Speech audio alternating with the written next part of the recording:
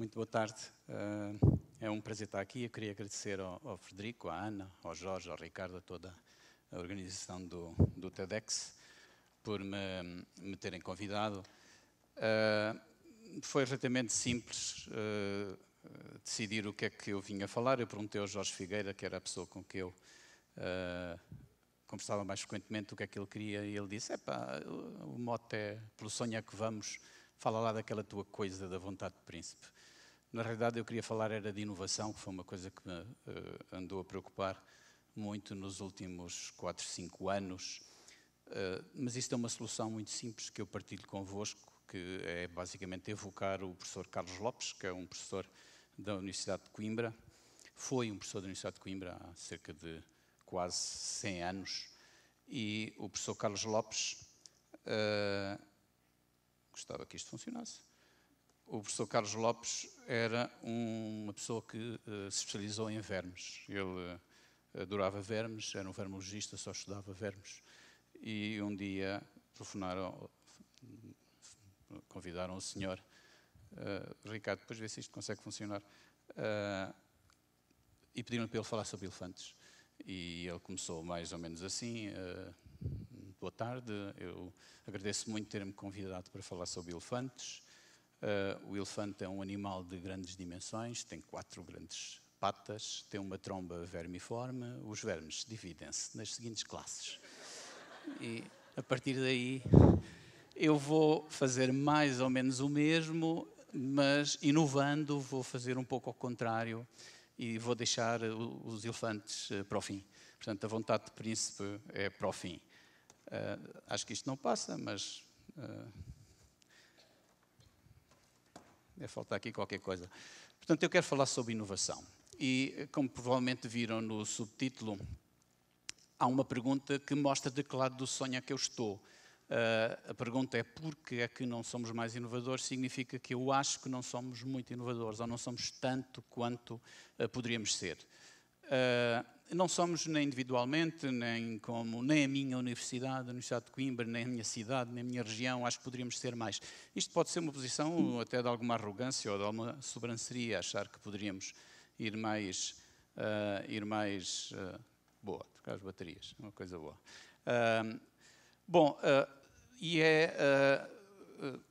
Deixa eu ver se ele consegue. Não dá? Já chega de elefantes, o Ricardo pode ir passando os slides. Tem que carregar mais. Boa. Portanto, é esta, na verdade, o tema, e eu queria partilhar um pouco convosco. Reparem que isto é um pouco ao contrário do que nós achamos. Nós, especialmente os portugueses, os latinos, achamos que somos muito criativos, temos um verbo para isso, é o desenrascar. Achamos que conseguimos trabalhar muito bem a equipa e por isso achamos-nos criativos. Achamos todos que somos muito criativos. Mas, no fundo, quando nós procuramos sinais de inovação, concluímos sempre que eles vêm muitas vezes de outros lados, de outros continentes. E isso deve nos pôr a pensar. Porquê? E eu vou tentar responder em 4 ou 5 possibilidades de resposta, para além das respostas habituais que toda a gente conhece. Nós não somos porque nos falta organização, porque nos falta escala, porque nos falta dinheiro, porque nos falta muitas coisas. Sim, senhora, isso é verdade pelo facto de não haver muitos sinais, digamos, nacionais, portugueses e até mesmo europeus, naquilo que marca os sinais da inovação. E eu vou começar pelo... Enfim, era bom que começasse. A tecnologia está-me a sabotar. Mas eu quero começar pela tecnologia. Este primeiro T do TEDx. E vou usar a tecnologia porque é normalmente na tecnologia que se vê de forma mais evidente porque é que somos ou não somos inovadores, embora a inovação existe no campo das artes, no campo dos artistas, em todo o lado.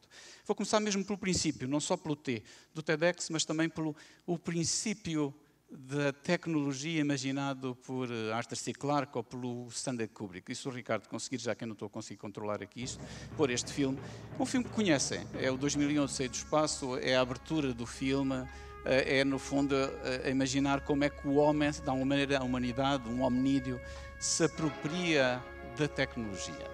E isto é muito interessante para explicar o que é a tecnologia. Se entendemos o que é a tecnologia, acho que entendemos melhor o que é inovar na tecnologia. Bom, obviamente aqui a tecnologia, como devem estar a imaginar, é uma tecnologia um pouco fortuita de acaso. É aquele osso que este hominídeo encontrou e que de alguma maneira o começou a usar. E o que a arte circular quer dizer é que de alguma maneira ele se apercebeu que a tecnologia o transformava. E transformava da maneira como esta imagem, e o Ricardo aqui portou-se bem, mostra, estendendo. A tecnologia é mesmo uma extensão de nós mesmos. Aquele osso, artefacto tecnológico, não foi manufaturado, mas existia, foi escolhido, é a extensão do corpo daquele hominídeo. E estende-o, aumentando-lhe a força. E tudo na tecnologia é exatamente isso. Este microfone é a extensão da minha voz, a roupa que me protege é a extensão da minha pele, este telecomando, se funcionar, é a extensão do meu dedo para tocar lá, mas o Ricardo toca. A tecnologia é a extensão de nós próprios. E o Ricardo pode passar rapidamente os slides. Por exemplo, este homem neste bulldozer, e se já viram alguém trabalhar com uma máquina destas, já se aperceberam que a dada altura a pessoa sente que aquilo é o corpo dela. Passa para o seguinte, Ricardo, desculpe. Estas duas senhoras, tecnologia, aqui a tecnologia é a roupa, estão absolutamente equipadas para os diferentes terrenos que vão pisar. E reparem que a tecnologia, quer no caso das senhoras, quer no caso deste carro, o carro obviamente é um objeto que me leva do ponto A ao ponto B. Eu hoje de manhã vim de carro para cá, conduzi, não me lembro rigorosamente nada dos movimentos que fiz. O carro era, de facto, a extensão de mim mesmo. Eu funcionava em conjunto com o carro. Aqui, se eu tivesse este carro, não tenho, infelizmente, este carro também era a extensão do meu ego.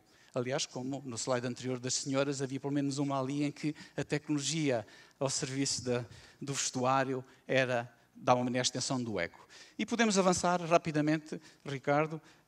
A tecnologia também nos estende a nós como grupo, como indivíduos, podemos comunicar. E é sempre isto. E reparem, por exemplo, portanto, qual é a moral da história do ponto de vista de inovação? É que se nós quisermos inovar, o melhor não é olhar para a tecnologia, é olhar para o homem, como ser individual, como grupo, como sociedade, olhar para aquilo que verdadeiramente o estende.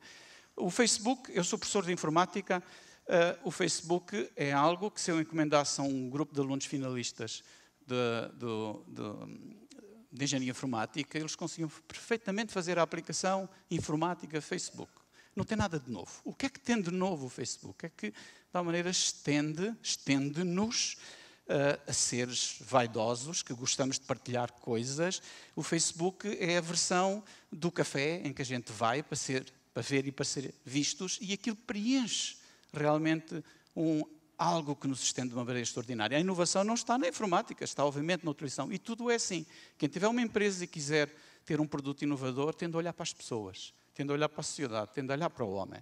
Esse é um primeiro aspecto. Portanto, Ricardo, estende-nos até de uma maneira que nós criamos laços emocionais com a tecnologia. Gostamos, apaixonamos pela tecnologia e conhecemos esta pessoa e associamos-lo como uma pessoa extremamente inovadora. Portanto, a primeira tentativa de resposta é: não somos mais inovadores porque não entendemos, e eu falo por mim, engenheiro, cientista, tipicamente nós não entendemos bem o que é inovação e confundimos, olhamos para o lado, olhamos para um lado onde a inovação não deve estar. Mas isto que eu estou a falar não é a única forma de inovação. Vamos ver um outro aspecto.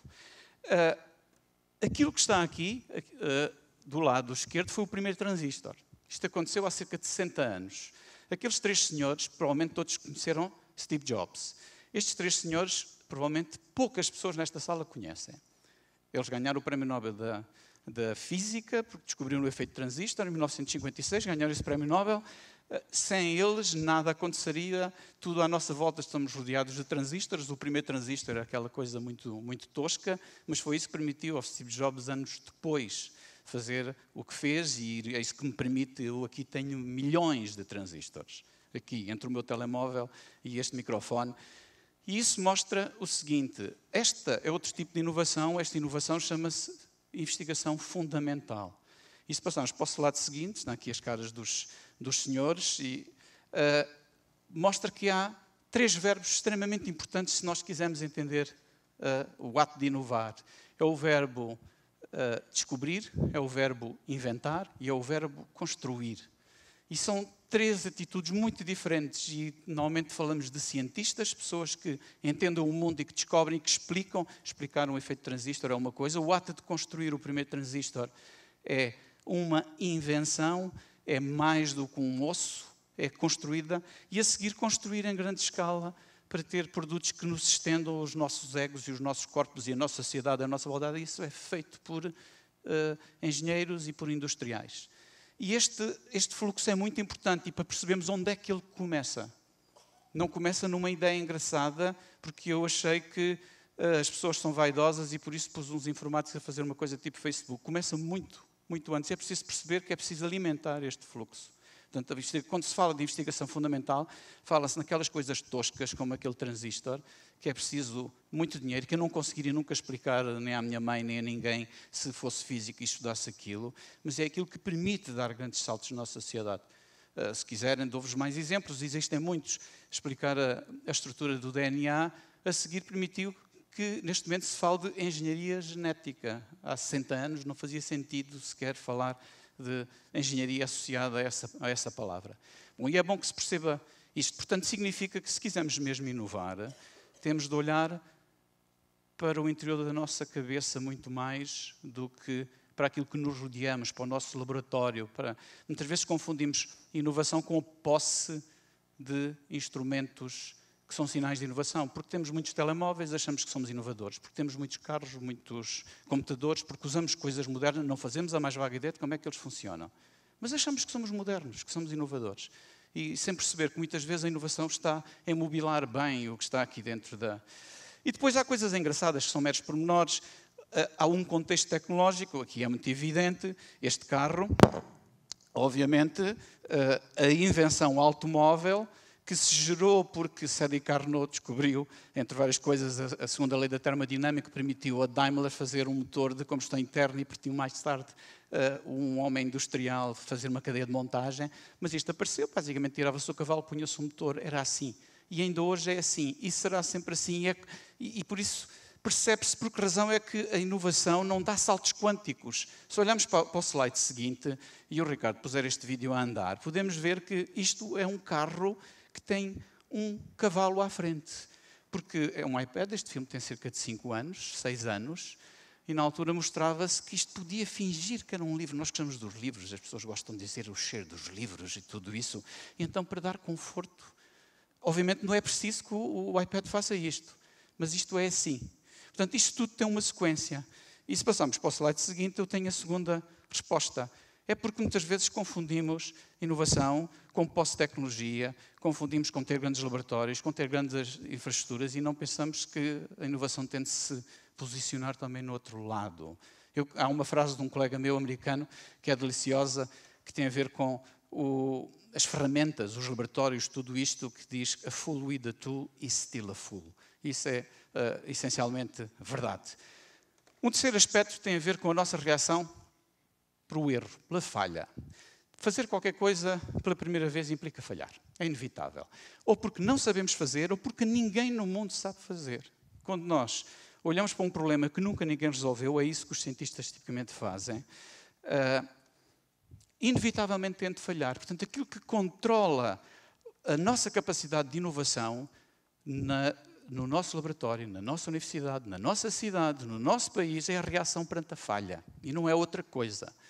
E um erro, quando nós falhamos e temos espaço pelos nossos colegas, para a nossa sociedade, para poder corrigir, analisar o que está mal e tentar de novo, nem sempre esse espaço existe. A sociedade nem sempre dá esse espaço.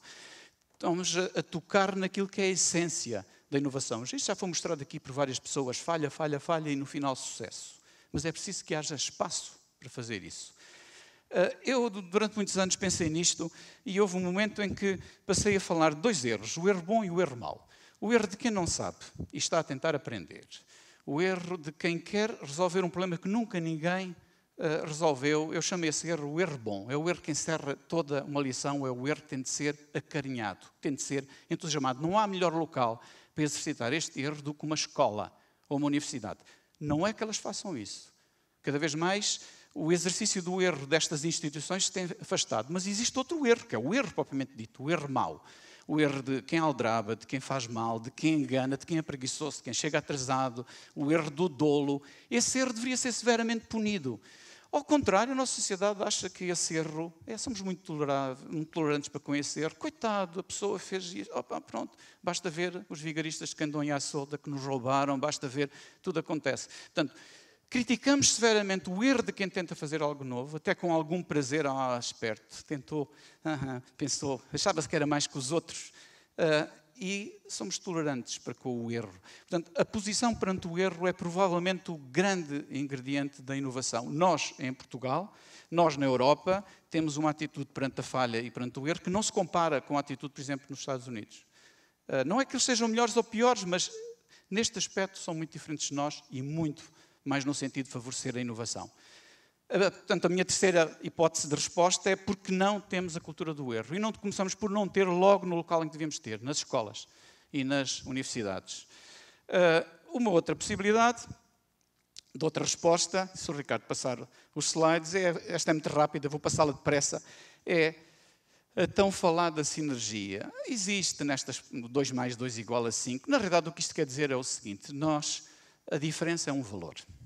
E é um valor porque nos complementa a nós mesmos, porque nós em conjunto valemos mais do que a soma das partes. Mas acima de tudo porque um olhar diferente não quer dizer que é um olhar melhor, quer dizer que é outro olhar. E isso é essencial para o processo de inovação. Mas para que isto exista é preciso que haja espaço para exercitar a diferença. Nós na Universidade de Coimbra temos por acaso um instituto de investigação interdisciplinar. Eu estou convencido, nunca disse isto ao reitor Seabra, acho que disse ao último reitor, que se calhar ganhámos mais se tivéssemos um bom café em que claramente as pessoas se encontrassem, se falassem, se cruzassem e respeitassem. Dos meus medos que eu tive muitas vezes como professor, muitas vezes visitavam-me grandes cientistas na minha área e eu das primeiras vezes, enfim, caí na asneira de os convidar para fazer uma palestra e depois andava pelos corredores a apanhar alunos para não passar a vergonha de ter 2 pessoas ou 3 na sala para ouvir. Porquê? Porque as pessoas têm uma noção de autossuficiência. Acham que não vale a pena ouvir os outros. Podemos dizer que sim, olha, hoje aqui está uma sala enorme para nos ouvir. Mas isso é porque temos a segunda letra do TED. A segunda letra do TED quer dizer entretenimento. Tudo muda quando falamos a sério. E entretenimento é porque se fecham teatros. Parece que agora estão a fechar uns no Porto porque não entretêm suficientemente as pessoas e por isso não dão lucro. Entretenimento é quando temos filmes que têm de dar lucro, têm de dar prejuízo. É quando se escreve coisas light. Não tem nada contra isso, eu adoro ser entretido.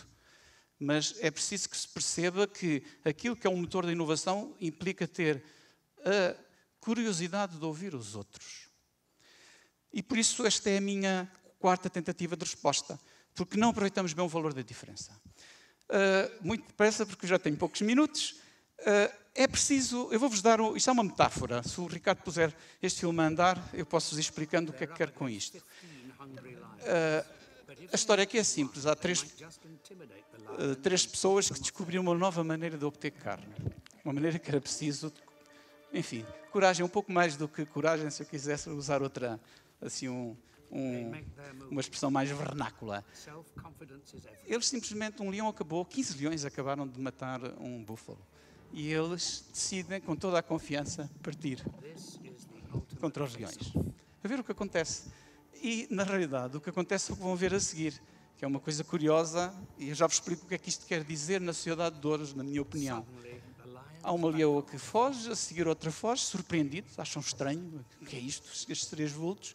E eles chegam lá e, rapidamente, como vão ver, eu vou adiantando porque o meu tempo está-se a esgotar, aproveitam este interregno para tirar uma perna, um bom naco do búfalo e obteram, assim, uma boa dose de comida sem se esforçar muito, apenas com coragem.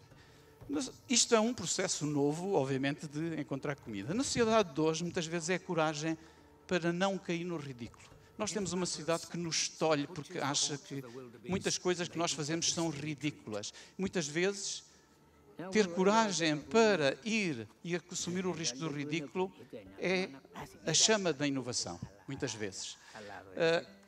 E ter coragem mesmo para tomar decisões, para fazer coisas quando se fala-se muito. E, curiosamente, temos uma sociedade incrivelmente esquizofrénica. Fala-se muito, a escola nunca foi tão desvalorizada como hoje. Mas se nós pensarmos bem, quando vemos um filme do Harry Potter, o que é um filme do Harry Potter? É uma escola em que há as barbas do mestre, em que a figura do professor é, digamos, enaltecida. Depois, na realidade, é completamente diferente. Os políticos, quando precisam de alguma decisão a sério, chegam às universidades, pegam nos cientistas e digam, digam-nos lá o que é melhor. E depois defendem. Portanto, é uma sociedade incrivelmente contraditória. Ter coragem é essencial para inovar, seja ela física, seja, acima de tudo, social. A hipótese seguinte, e finalmente cheguei aos elefantes, é a vontade de príncipe, que é um elemento essencial. Portanto, quando o Jorge Figueira me pediu para falar nesta coisa da vontade de príncipe, ele sabia que, na realidade, me estava a dar a deixa para falar de tudo isto. A vontade de príncipe é mais do que hoje se diz de carisma, de liderança, de tudo isso. Aqui o príncipe é o príncipe perfeito, Dom João II. Nós, quando queremos dizer que os portugueses foram muito inovadores, chegamos sempre ao meu homónimo Henrique, navegador, ou ao Dom João II, trisavô dele. Enfim, não tenho a certeza. Bom, o que é que houve aqui? Uma visão, uma vontade, uma noção totalmente diferente do risco do que é a cultura de hoje. Vasco da Gama perdeu 50% da tripulação. Imaginem o que seria hoje qualquer tipo de expedição em que houvesse esse tipo de risco. A sociedade simplesmente está aversa a esse tipo de risco. Hoje, o que é, e este bocadinho eu vou-vos mostrar um bocadinho deste filme que conhecem, se eles me derem mais 2 minutos, porque isto tem 50 anos e merece ser recordado. And they may well ask, why climb the highest mountain? Why 35 years ago fly the Atlantic? Why does Rice play Texas? We choose to go to the moon. E podemos parar aqui nesta imagem. Nós escolhemos ir à Lua. Imaginam hoje o nosso presidente, algum presidente europeu, a fazer a apologia, não vale a pena rir, a fazer a apologia do sonho. Nós, se pelo sonho é que vamos, temos alguém que nos motive para o sonho. Dizer, um presidente na altura da nação mais poderosa, ou pelo menos disputava, dizer, porquê subir a montanha mais alta? Porquê fazer? Porque fazemos isso porque é difícil, porque isso são objetivos difíceis que nos mobilizam para grandes coisas. Hoje não temos isso. Provavelmente, se calhar, noutros continentes ainda há pessoas. Vejam, isto foi na Universidade de Virgínia. Eu não imagino nenhum presidente de nenhum país europeu vir a uma universidade, primeiro não falava de sonhos, e se falasse estas pessoas estão fascinadas, são os estudantes da altura da Universidade de Virgínia. Portanto, a vontade de príncipe, esta capacidade de pôr os outros a sonhar, é absolutamente essencial para a inovação. E o que é a vontade de príncipe hoje? São coisas sem rosto. São os programas da Comissão Europeia para financiar a investigação. São os programas da Fundação para a Ciência e Tecnologia. Não têm rosto, são entidades burocráticas. Não há desígnio, não há ninguém que se responsabilize por ele. Também não há dinheiro, é certo, ou há pouco, e o que é mal utilizado. E, acima de tudo, estamos todos a ser escrutinados, estamos todos sob avaliação. Todos, quem é meu colega e já submeteu artigos às revistas e às conferências, sabe que a probabilidade de ter algo verdadeiramente novo e ter sucesso é quase nula, porque os artigos são avaliados pelos pares e os pares não querem correr riscos de avaliar uma patetice e por isso só favorecem os artigos incrementais, é a palavra que nós usamos, e os projetos só são projetos incrementais e um projeto incremental só gera inovação incremental e resultados incrementais. E esta é a sociedade em que nós vivemos, tolhidos de medo e tolhidos de medo de inovar. Bom, portanto, não inovamos mais porque nos falta a vontade de príncipe. Só mais um slide e 30 segundos. Portanto, isto é o resumo das minhas razões profundas que eu acho, porque nós, particularmente na minha universidade, na minha cidade, na minha região e no meu país, não somos mais inovadores, embora isto se estenda à grande parte da Europa. E para terminar, há um aspecto que me parece importante, porque eu sou universitário, acho que a universidade, e a minha então, ao fim de 723 anos, anda à procura de si própria. O meu avô tinha a 4ª classe, nunca teve outro veículo que não fosse uma bicicleta, tinha arados com mulas e também pescava na Ria Formosa e ele dominava a tecnologia do seu tempo. Reparava os seus instrumentos, ia à barbearia do Sr. Jaime e discutia ali os jornais, ia à farmácia e era um homem absolutamente preparado para o seu tempo, para operar no seu tempo. É preciso que se entenda que o equivalente ao meu avô hoje é uma pessoa com uma licenciatura ou um mestrado. E é isso que as universidades fazem hoje. E as universidades ainda não perceberam a diferença entre criar elites no bom sentido, que nos permitem inovar, e ter uma universidade que é uma máquina rotativa que produz pessoas e que tenta fazer bem. E isso é um lugar de não encontro. E é algo que o sistema universitário ainda não conseguiu resolver, mas que eu acho que vai ter de resolver. Porque a humanidade nisso é uma coisa muito bonita, tem uma grande resiliência. Nós, quando destruímos tudo isso, e basta estudar a Renascença e percebe-se como é que a universidade recuperou de mais de 1000 anos em que as coisas se perderam, para perceber que há sempre esperança. Portanto, pelo sonho é que vamos, e este é aquilo que eu gostava de vos dizer. Muito obrigado.